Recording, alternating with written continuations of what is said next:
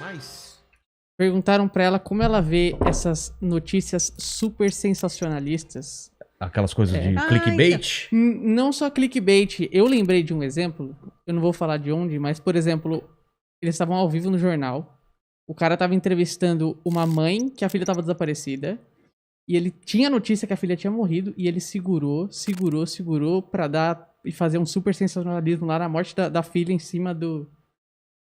Falando pra mãe dela. Mas era um jornal ou eram esses programas da tarde, assim? Esses programas da tarde. Ah, mas aí é... Mas não deixa de ser um programa de notícia, né? Olha, que eu vou dizer a respeito disso? Deixa eu pensar, Porque você já teve problema quando você falou da Maju, né? Não, a questão não é essa. Eu acho que a gente pode falar do fenômeno, o fenômeno em si. Mas o da Maju foi isso, era uma notícia de morte e teve um sorriso depois, foi isso que você estava comentando? É uma situação bastante difícil ali, porque nada é desculpa, nada do que eu puder dizer agora é desculpa. Nada, não há como eu me eximir do que aconteceu, não tem como. Isso foi uma coisa, e foi justamente o que mais me fez sofrer. Foi isso, o pior?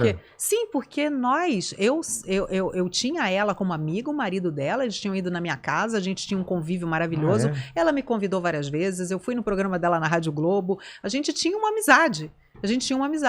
E aí, num dia, eu estava aí na minha casa e eu assisti a uma matéria, eu estava com enxaqueca, eu estava muito mal, e eu assisti uma matéria em que o som da voz, o timbre da voz, eu não sei se você tem enxaqueca ou sabe o que é. Eu tenho. Não, mas me falam que é uma coisa absurda. Eu tenho de família, é alucinante. Tem que apagar a luz, ficar de olho fechado. Sim, meu avô passava 3 dias no quarto fechado com a luz apagada. Eu não posso me permitir isso porque eu não sou aposentada como ele. Então, assim, eu tenho que conviver com a minha enxaqueca. E não há remédio que resolva. E, além de tudo, além de ser uma dor que te deixa completamente exasperada, enlouquecida, né? Ela dá enjoo. Você tem um enjoo absurdo que vem junto. Mas você tem que deitar, pelo menos. Imagina, eu vou trabalhar, eu tenho que me entupir de remédio e trabalhar. E aí aconteceu que nesse dia eu estava com enxaqueca e o timbre da voz, às vezes assim, você não consegue com o som, com a luz, tem vários tipos, né, de enxaqueca. O timbre da voz da repórter estava me deixando enlouquecida, eu estava num sofrimento horroroso com aquele timbre da voz. Tanto que eu critiquei o timbre da voz da repórter. Ninguém se importou. A coitada da repórter ficou sem pai nem mãe, ninguém veio defender. Enfim, o que eu coloquei, o timbre da repórter foi me enlouquecendo até um determinado ponto, que eu não aguentava mais, e aí terminou e veio esse gesto da Maju.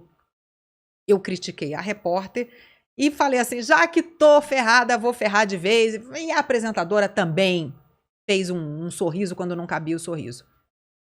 E aí, toda aquela reação que aconteceu, que foi muito dolorida e foi muita gente montando também em cima de mim para aparecer. Claro. Muita Mas gente. Com certeza. Eu pedi milhões de desculpas a Maju, eu mandei milhões de mensagens, eu liguei, eu pedi para falar com ela e tudo. Ela tem todos os motivos para ter ficado muito chateada comigo. Mas você conseguiu falar com ela? Consegui, ela me perdoou e tudo, mas ela não é. Não é a mesma coisa. Enfim, de qualquer maneira, eu errei. E eu admiti que eu errei. E admiti isso abertamente. Falei milhões de vezes. Mas o cancelamento não perdoa. O cancelamento, ele é assim. Ele existe por si. Não independe de qualquer coisa que todo mundo que já passou sabe. Não adianta pedir desculpa, não adianta. Se você gravar o vídeo, o seu vídeo é falso. Se você botar uma roupa branca pedindo paz, você está fingindo que você está botando roupa branca. Se você... tudo. Se você demora para falar, porque tá demorando. Se você fala rápido, mas já não tem o que você faça. Não tem o que fazer. Cancelamento é esperar passar. Exatamente. É esperar passar a onda e as pessoas acharem outra vítima. E aí todas vão atrás da outra vítima e você... Aquele lance das pessoas com tochas, aí tá lá, e vai para lá. Exatamente. É aquela cena típica da aldeia medieval com tochas atrás do ogro. Exatamente, né? Exatamente. E não adianta o ogro provar por A mais B que ele nunca cometeu um crime, que ele é bonzinho. Não adianta. Ele não tem... Enfim, mas o que aconteceu ali foi muito interessante, porque, Vilela, eu acho que realmente uma ansiedade da sociedade, há um anseio legítimo sabe? Por menos desigualdade, contra o racismo, contra muitas formas de opressão que a gente sabe que existem. Sim. Há um anseio legítimo. Claro. Existem pessoas que estão tomando isso tomando as rédeas de um movimento, vamos dizer assim, mas com interesses escusos e próprios. Isso é também outra coisa a se considerar. Mas que há um anseio legítimo, sim. Claro, então isso me abriu os olhos para muita coisa, porque a partir dali eu fui correr atrás, como eu falei, eu sempre tenho que entender as coisas que estão acontecendo, eu fui atrás de entender isso e estudar isso. Então eu fui buscar, muitas vezes os meus detratores me falavam, você não leu Angela Davis, tá bom. Vou ler Angela Davis. E você me espere, porque eu vou voltar. Favorita aquilo lá e volta. Você não sabe. Teve um que falou assim, lave sua boca para falar de Conceição Evaristo.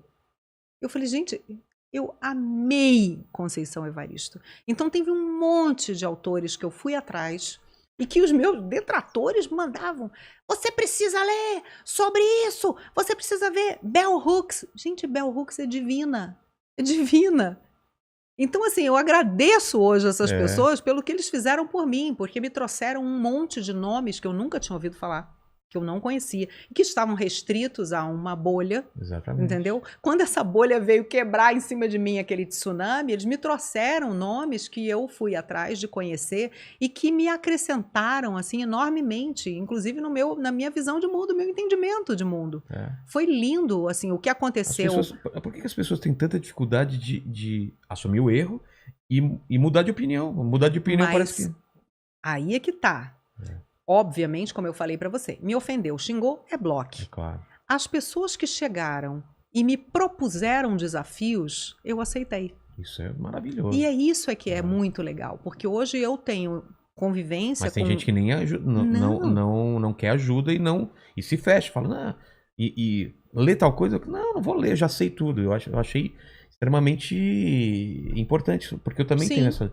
Peraí, vocês estão falando tanto desse livro, por que eu não vou ler, entendeu? Vou ler. Sim, exatamente. Então, me trouxeram, me abriram um leque de outras possibilidades que eu nunca tinha considerado, e a gente sempre se acha, né? Óbvio, eu sou do bem. Cara, eu sou uma pessoa legal, eu não posso ser tratada assim. Mas a gente precisa também, numa hora, parar e dizer assim, peraí, onde foi? O que eu errei? O que eu fiz? O que atingiu tanto essas pessoas? Teve um rapaz em particular que me marcou muito. Esse rapaz, ele teve uma longa discussão comigo. Sempre uma discussão em que ele me criticava, mas de forma civilizada. E como eu falei, eu respondo. E aí eu respondo, eu digo, olha, mas eu falei por causa disso. Ele falou, sim, mas isso e isso é aquilo. Isso, tá. Aí ele chegou num ponto em que eu falei pra ele. Eu falei, olha, eu realmente... Eu não gostei. Foi um filme que eu não gostei. Eu realmente não gostei do filme. Paciência, me deixa não gostar. Eu não gostei, eu não achei legal. O filme, tudo bem. Ele tinha, eu li essa parte. O protagonista era negro, mas eu não curti o filme. Eu lembro disso. Entendeu? É um direito meu, não tem nada por trás disso. Eu simplesmente não curti. Assim como eu não curti outros que tinham brancos, outros que tinham orientais. Não é por causa disso. Não, enfim. Aí ele virou pra mim e falou um negócio que aí eu entendi o ponto de vista dele. Ele falou, tudo bem, mas nós temos tão poucos filmes representativos que você foi falar logo de um deles que a gente tem tanto orgulho. Aí eu falei, porra, caramba, é a mesma coisa que eu virar para um japonês e dizer que eu acho a bandeira dele feia. Entendi. Ô, Mandíbula, só fazendo... Me perdoa todas as vezes que eu falei da sua gengiva. Ela é grande, ela se destaca na sua boca, mas talvez você tenha muito orgulho dela. Tá bom? Obrigado. Tá bom. E não é só ela que me define. Oh, meu Deus, que fofo! Que bonitinho, né? Ai, que fofo! Pra quem não tá vendo, ele tá morrendo da risada, tá? Ele não tá chorando, porque senão... Eu tô quase chorando! Ela não me define, é muito boa.